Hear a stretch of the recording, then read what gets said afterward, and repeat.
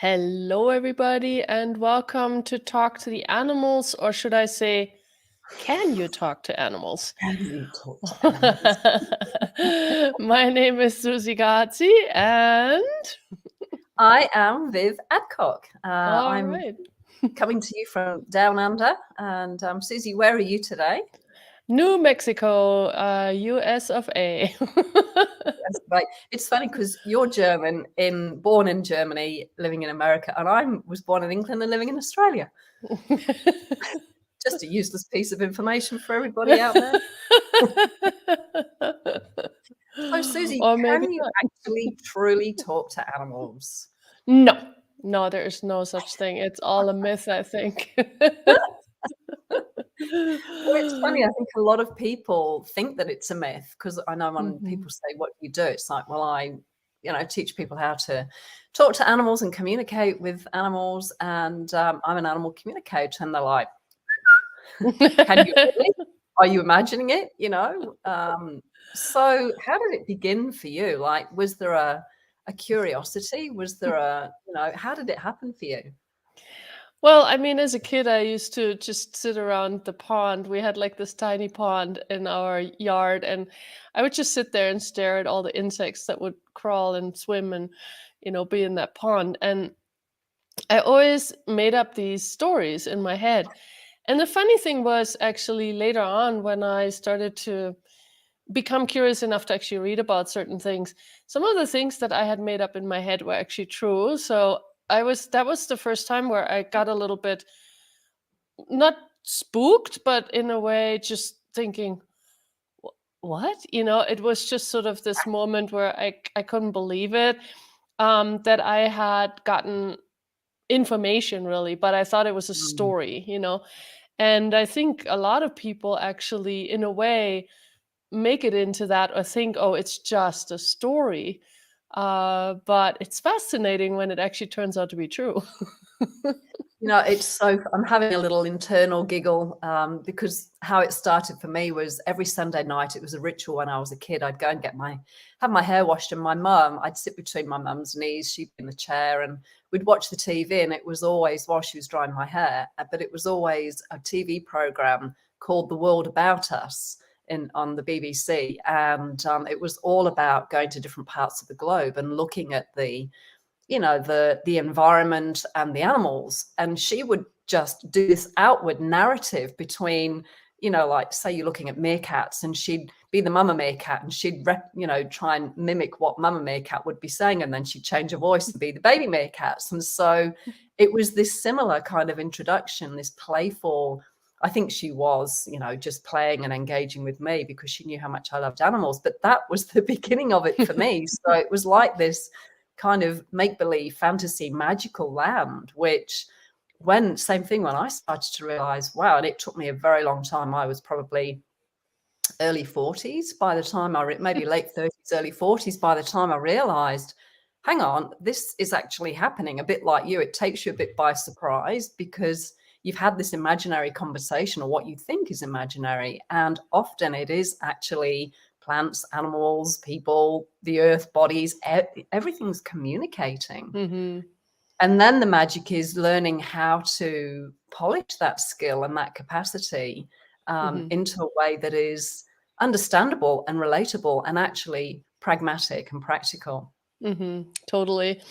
And what I really love too is that nowadays there's a few things out there that really, like, there this one famous documentary about Anna Breidenbach, and the person who actually started Mm, this documentary was very doubtful. Was like, "Oh, animal communication is just you know a made up thing, a hoax." And so the person who engaged in making this whole film really was not an animal communicator believer. yeah. And so it was really fun to see how this person really had to go, "Oh, wait a minute, something is happening here.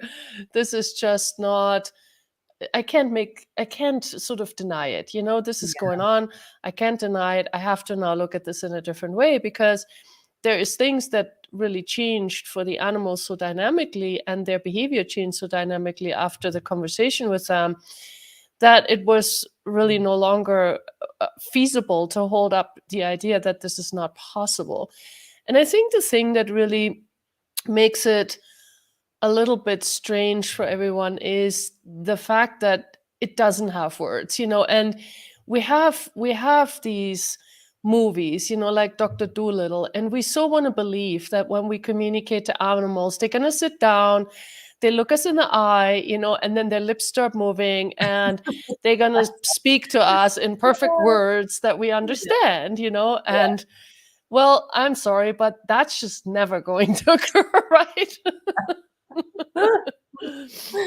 So, and so it leaves room for interpretation. And that, I think, makes it also where a lot of people go then into doubting themselves, doubting what's going on, where Mm. they go into this disbelief, like, did this really happen? Is that really what the animals said? Or did I make all this up? Or did the person make all that up? So it becomes a really interesting thing where people then also looking for proof, you know, prove it to me, show me that it's true, and all that kind of stuff. So, in a way, we have to be willing to actually go beyond that and no longer have to go into this place of like, oh, prove it to me or all of that, but really just trusting and knowing, hey, and if it's not for you, then it's not for you and it's okay, if you don't Mhm. believe it, it's fine too. Like, I Mhm. don't need to convince the whole world that it's actually happening, I think.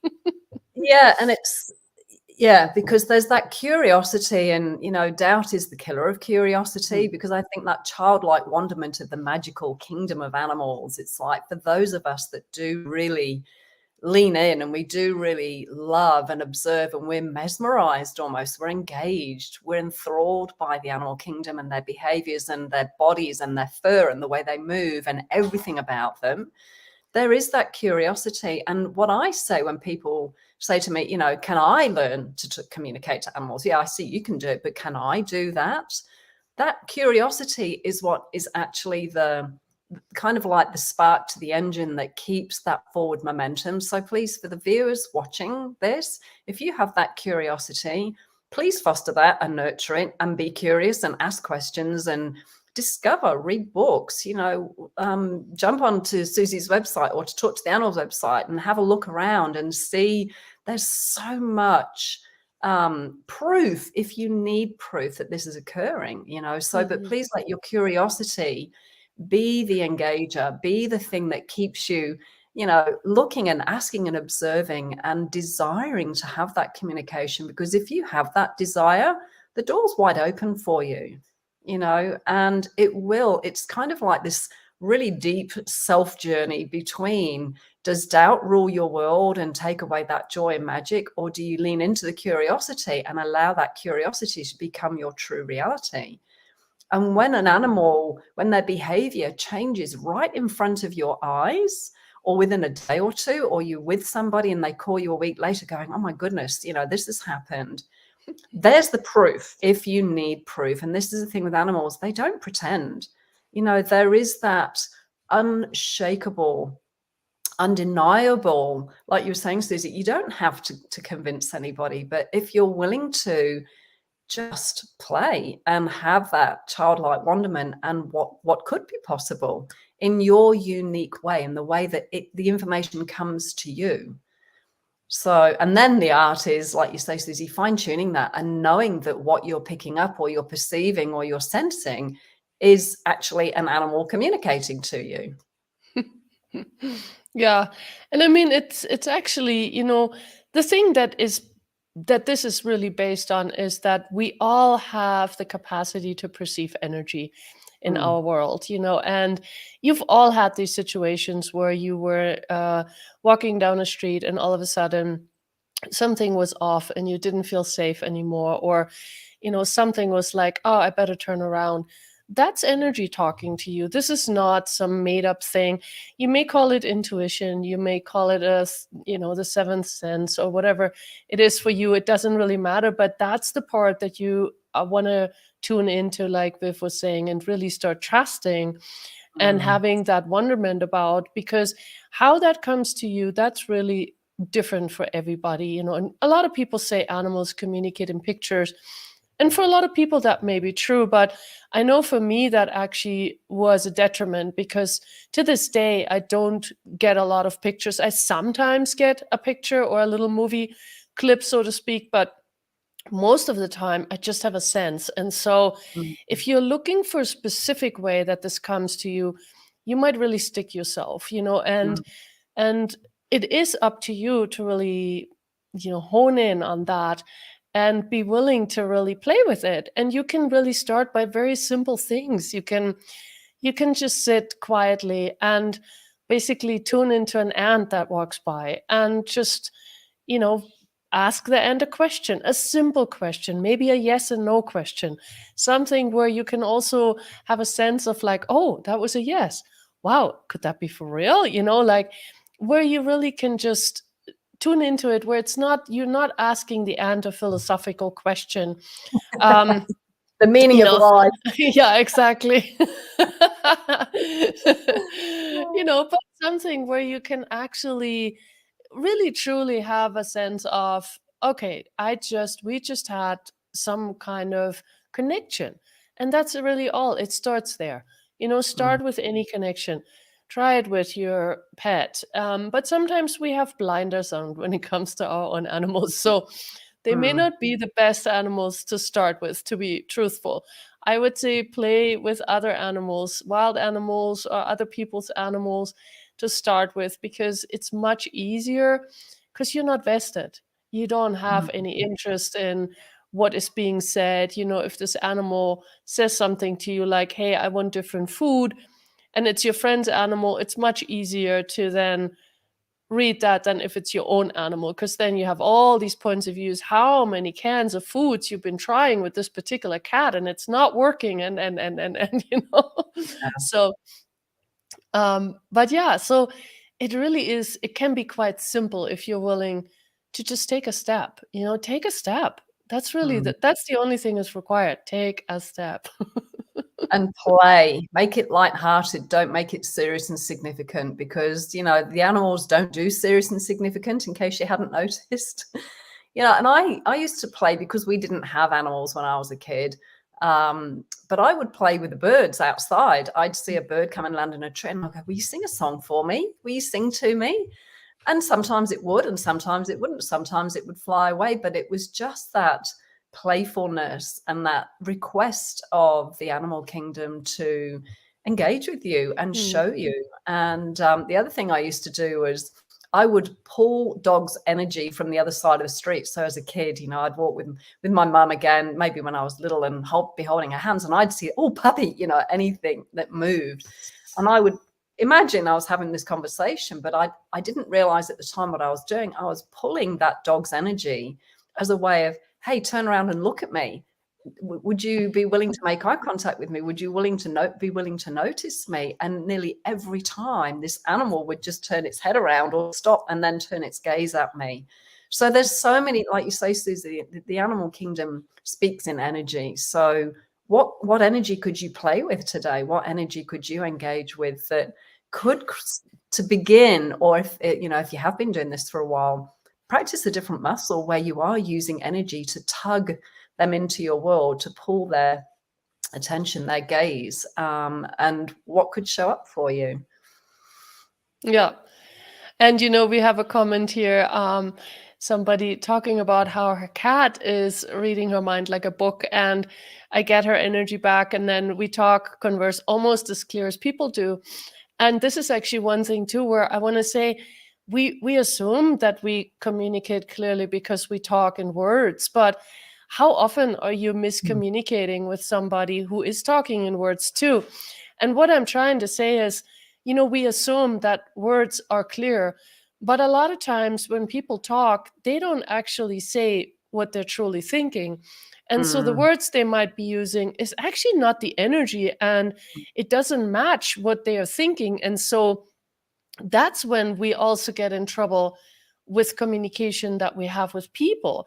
And so, in a way, the more that you're willing to listen to energetic conversations, the more you also will recognize when people are not completely telling you what's really going on for them, And it becomes sort of this place where you can be like, oh, okay, I don't have to now basically tell them they're lying to me, but I notice, oh, they're talking about how wonderful everything is, but there's this underlying conversation here that says something completely different. So Mm. to me, using just words doesn't always mean it's clearer. It's just they're words, so we tend to believe them because we have definitions for them and try to define energy. That's very, very difficult because you really can't. So we're doing our best to put words to an energy we're perceiving, but there is no real definition for that. But that's also the beauty in it all, in a way. So not to confuse you, but to Yeah. really also make it a little bit more for you to understand that words don't always make things clearer either. So Yeah, that's a brilliant way of expressing that too, Susie, because I think, again, animals are very clear. If any of you ride horses or have you work with horses, I think for me, they directly do what you're asking of them. If you are a bit off with your communication, if you're, like you're saying, if your energy doesn't match the words or vice versa, if there's some disconnect, the horse will give you that disconnect. They won't guess. Like, dogs really want to please you and they'll do anything they can to make it work. Whereas a horse is a lot less forgiving. If there's a gap, they'll find it and they'll show you. And so, the animal kingdom is such a great way to be more congruent with your energy, with your being, with what you're requesting in here, or it's coming out of here, to be super clear with that you don't give, misfired instructions. Because when all we do is communicate with people all day, every day, we're talking to them, and through their filters, what comes out of your mouth often ends up in their head in a very different conversation. It's like, that's not what I said. That's not what I meant. You took that the wrong way. And it's like, no, maybe they didn't take it the wrong way. Maybe they did. But were you really present with what you were conveying? So the animal kingdom's a great facilitator for our own journey as well, that we can be a lot more succinct and a lot more present with what we're actually trying to convey. Mm-hmm. There's so many gifts. There's so many gifts. Totally. I actually have a fun story for that too, when you were just talking about the horse, because in the evening, I live in New Mexico out in the countryside, and we have coyotes and I have a cat. And so for me, it's important that the cat is locked up at night because, various reasons for that. I am vested in his survival. Let's just say that. So in the evening, I have to catch him. Well, he knows that too. And of course, he's a cat and he likes to stay out at night as well. So, one way that is easy for me to catch him is he likes to come on walks with me and the dogs. So I go out in the evening, I take the dogs for a walk, and he comes and follows, and we go for like an hour, and then we come back, and then I grab him and put him inside. Well, so I thought, well, easy. If I ever have to catch him, I just pretend I go for a dog walk. Well, guess what? Every time I pretend, I still go outside. Still, all the dogs come with me. I still walk down the driveway. I still do exactly everything the same way. But guess what? No cat. Oh, love it. They are just so smart. Yes. So, yeah. Yeah. Smarter than the average bear. Yep. So, it like Viv says, you have to start practicing being congruent. So I have to trick myself into really meaning it, like I'm going for a walk with the dogs, which seems like it's not so easy when you try to do that. It's very funny. And the thing I love about that is you get a more of an invitation into their personality. When that happens, it's like, oh, it just opens another door for a level of, for me, it's admiration as to, wow, there's another level to this, this animal's awareness and this animal's brilliance and this animal's intelligence. I think a lot of the times animals are always thought of as lesser than us.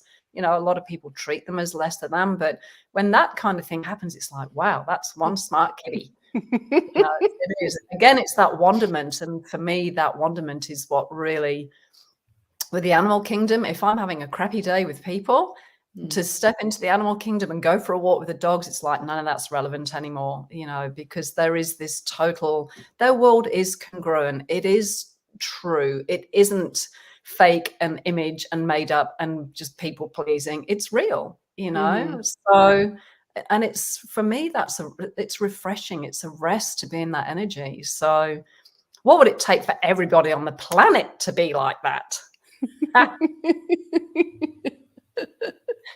And on that note, exactly. Thank you, Susie. Another great conversation. Thank you, Viv. Like to add to today? I think I'm all good. I mean, if you guys want more information, you know, just really start looking. What is also energetically pulling you? There are so many ways to get involved. So, you know, what's pulling you? Just have a look, but please start playing. And actually, one more thing. You know what? A lot of people are worried that if they start really getting closer to animals, that there are certain things that they can't do anymore. Like, for example, I have a lot of people that are worried that they're gonna have to become vegetarians.